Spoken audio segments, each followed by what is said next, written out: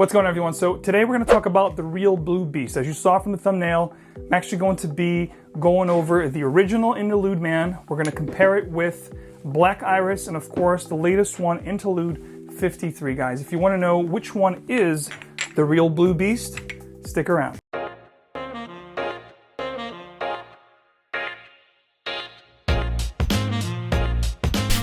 Welcome back to another video. I'm Forti. Today we're going to be comparing all the different Interlude Mans from the house of Amouage, guys. If you're familiar with the original Interlude Man, which is very dearly referred to here in the fragrance community as the Blue Beast, I'm going to actually compare the fragrance to the second fragrance that was also released last year, which is Black Iris. And then we're going to compare it to the newest one, which is this incredible 53% Extrait de Parfum Interlude 53.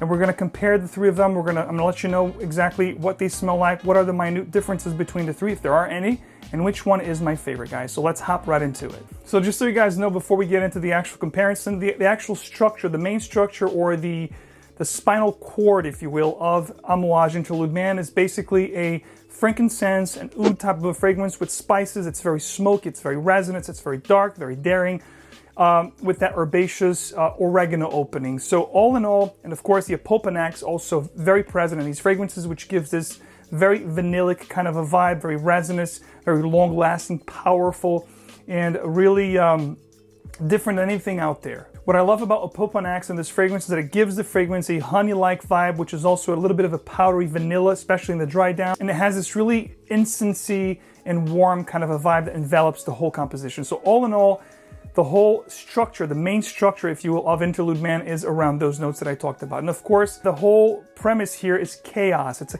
chaotic composition. If you look at all the different boxes, this is, of course, from the 53, the newest Interlude Man. But if you look, and I'll pop it on the screen here so you can see the transition. If you look at the Black Iris or the original, it's going to have all these different colors with the dark smoke. And the smoke here from, of course, the frankincense and the oud, the burning sensation, the smoky effect, which is really predominant and present in every one of these Interlude Man creations, including the women as well. And the four words that I would use to describe this composition would be authoritative, unapologetic, powerful, and extremely daring. So if this fragrance sounds like something you'd love to try, if you're hearing this, about this fragrance for the first time, then you're definitely in the right place, and this is definitely the right fragrance for you to check out. Of course, we're going to start with first things first.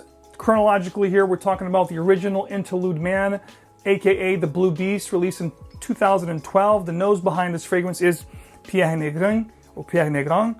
I have the dry down on this paper. And basically this fragrance, I've had this fragrance for many years. I know exactly what it smells like. It's made a ton of my top, winter, niche fragrances lists, made a lot of my great oud fragrance lists. So it is an amazing, powerful, unapologetic type of a scent. But it's a lot more than that. I remember very vividly when Interlude Man first came in the market. I actually tried this fragrance at Mint, New York back in the day. And I remember smelling this fragrance for the first time. I was taken away. I was like, what is this thing? To be honest with you, this was one of the fragrances that I first hated, and I became accustomed to it. The more I wore it, the more I liked it. And then I became, in love with the fragrance.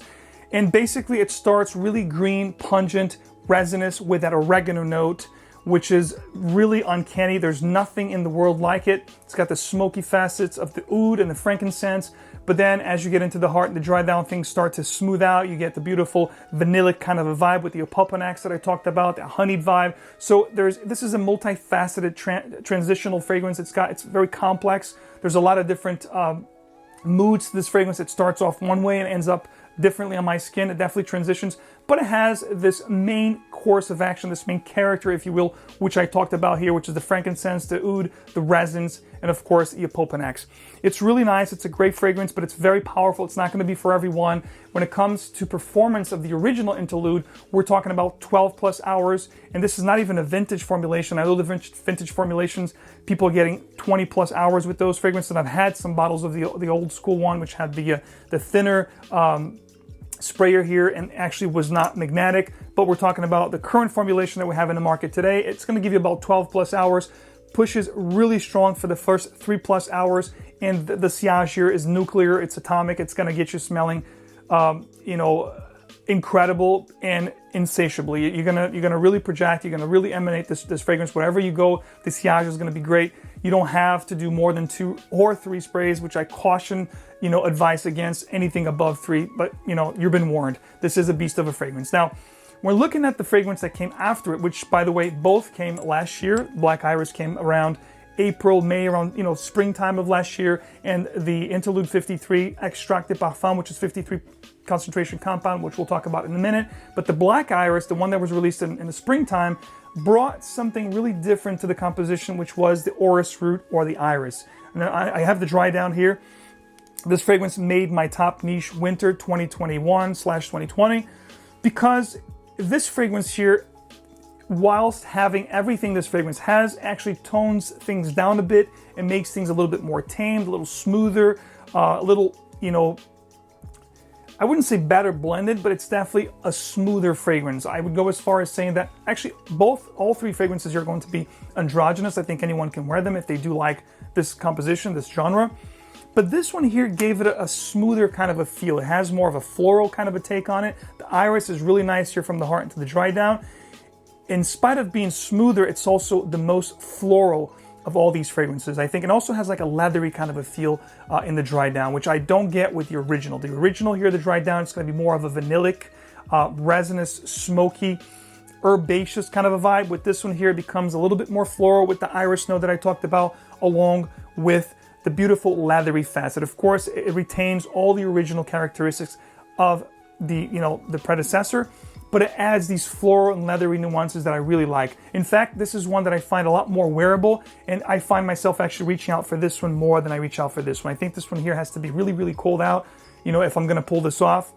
And sometimes when I'm wearing this, I actually spray this an hour or 2 before I leave the house. So by the time I get to the office, it's actually a little bit more controlled. This one here, I can spray right when I'm arriving at the office, or if I have a decant with me, I can spray along the day, because especially around the winter time or late fall, it's not going to be as bold and brash as the original is, still to this day. Now, talking about the newest iteration, the last one of the trilogy here, Amouage Interlude 53. I showed you guys the box before. And by the way, just so you guys know, a quick fact for you guys, all fragrances now from Amouage will be made in Oman. So no longer that situation where people ask, hey Max, are the fragrances made in UK real? Are they original? Is this, not a fake?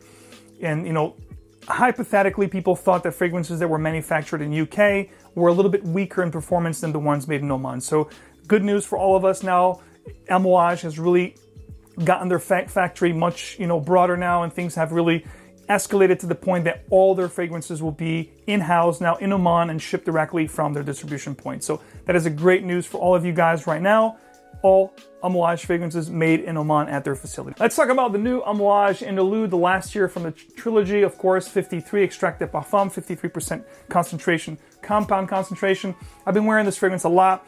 The opening here is definitely going to be a little different than the other 2, guys. Now, this has been macerated. It's been aged for about 6 months, and of course, it's got this very dense and higher concentration of compounds, so it will do different things. What I love about what I read in regards to this fragrance, that Amouage themselves said, and I quote, because of the maceration process and the higher concentration compound here, this particular fragrance revealed some nuances and aspects and characteristics of the original Interlude that were otherwise hidden. So right from the beginning, at the opening here, and I do have the dry down here, it is definitely going to be different. You're definitely going to be able to detect the difference. Now, I have to be honest with you, Black Iris is the one that's going to have the most difference in between the 3. When you compare all 3 side by side, I did it on skin, I compared it on the strip. This is going to have a very uncanny opening that's going to be different from Black Iris or the original. The initial blast here is going to give you like a roasted fruit type of accord, almost like a roasted apple, plum/apple type of a vibe that's really particular to the 53, which I really loved. I thought was really setting it apart from the other 2.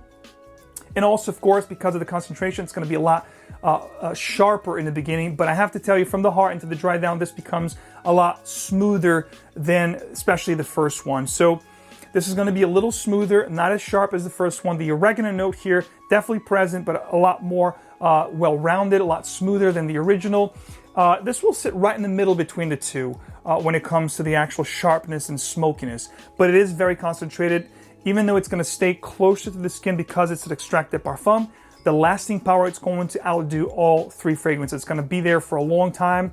If you spray your clothes, it's going to remain there for weeks to come. So when it comes to the concentration itself and lasting power, this outdid all the other two. The sillage here was monstrous, and the longevity itself was very, very close to this one. Again, unskinned, it's going to be there for a long time, even on par with the original, but definitely stronger than Black Iris. So the main difference here with this fragrance here compared to the other three is going to be the opening, which is going to give you that roasted fruit, orange / apple vibe that I got.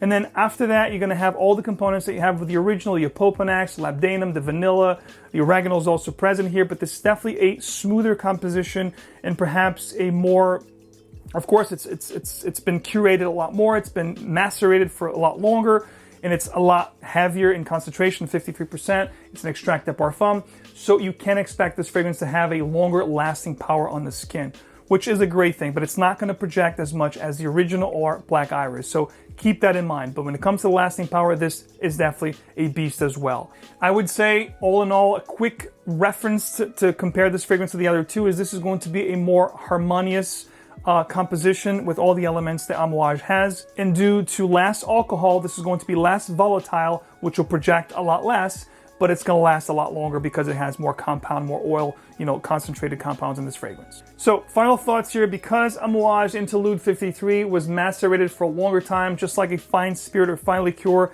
this particular fragrance is going to be a remarkable, pleasant, and very personal experience. I think it's definitely a more refined version of Interlude Man. Definitely smoother, more mature, really for a connoisseur. The retail for this particular fragrance, I believe, is $480 or $470. You're talking about $100 on top MSRP on this fragrance. So if you do enjoy the original but wanted something a little bit more refined, a little bit more well constructed and deeper and darker, definitely consider checking this one out. Now, when it comes to comparing all three from my personal taste, which one that I reach out for the most at this point between the three, I want to say that Black Iris, as it stands right now, is definitely my favorite. I find it more wearable, and I do enjoy, actually I do love the iris / leathery feel that I get with this fragrance, especially in the dry, from the heart into the dry down. This is going to be the fragrance that I think perhaps has a little bit more of a quote-unquote mass appeal, which I think guys and gals will look to wear and find it more wearable when compared to all the Blue Beasts. Not to say that any of these are bad. I think this is going to be the strongest one when it comes to projection. It's going to be the most beast one when it comes to like the push that it's going to have. And then if you want something that doesn't project quite as much, but also has the same feel as this one, but it's a little bit more concentrated, it's going to give you like a more personal experience. This is such a journey of a fragrance. And again, if you want something a little bit more floral, more leathery, then go for Black Iris. But the DNA is going to be present here. Needless to say, it's going to be resonance, it's going to be daring, it's going to be powerful, smoky, and very dark. So you must like these kind of oud fragrances, or the oud genre, to really appreciate this fragrance. Again, none of these will be for everyone. I think this is a very particular taste. You must, I would say, try these first, get a decant, try it on skin, see if you really love them before committing to a full bottle. Not just because of the price, but you might not love it. Sometimes, I always say the price, of course, is a factor, but if you love the fragrance, if it wears perfectly on your body's, chemistry, on your body, on your skin, then it definitely warrants the price. So those are my thoughts, guys. Let me know in a like if you do enjoy this type of a battle, type of a video. If you want to see more of these, please be sure to leave it on the like, guys. Show your support. Touch the little subscriber button for me. Hit the little bell icon so you get videos straight into your feed as always. Whatever you're hailing from the world out there, let me know down in the comments which one is your favorite Interlude Man, if you've tried all three of them. And of course, let me know your top 3 or top 5 Amouage fragrances of all time, guys. Let me know down in the comments. Don't forget to show your support. Thanks so much for hanging out with me. Remember, fragrance is an extension of who you are. It really accentuates and elevates your style. Remember to wear what truly moves you and wear it well, guys. I will see you guys right back here with another video very soon. Take care.